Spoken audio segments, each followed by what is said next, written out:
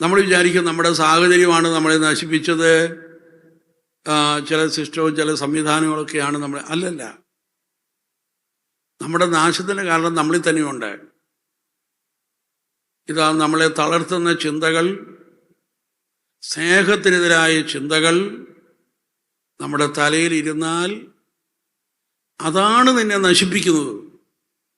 Praise the Lord. ഇനി ഞാൻ ബൈബിളിലെ ആദ്യ ഭാഗത്തെ ഒരു സംഭവത്തിലേക്ക് ശ്രദ്ധ ക്ഷണിക്കുകയാണ്. ആദവും അവയും പർദീസായിൽ വളരെ സന്തോഷമായിട്ട് കഴിയുകയാണ്. എല്ലാ സായാഹ്നത്തിലും ദൈവം വരും. അങ്ങനെ ദൈവവുമായി ഒരുമിച്ച് അവർ ആ പർദീസായിലൂടെ ഉലാത്തിയിരുന്നു.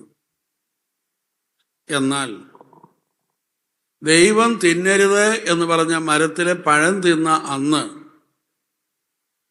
അതുപോലെ ദൈവം പർദീസായിൽ വന്നു.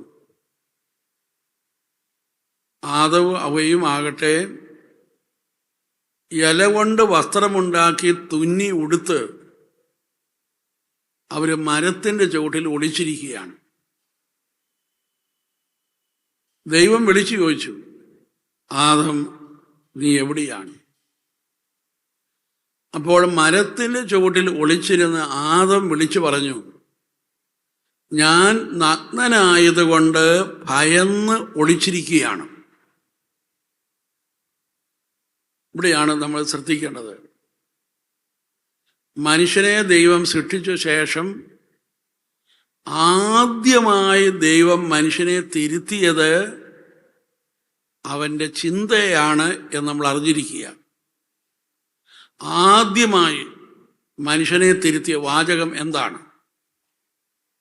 ദൈവം ചോദിക്കുകയാണ്, നീ നഗ്നനാണെന്ന് നിന്നോട് ആരാണ് പറഞ്ഞത്?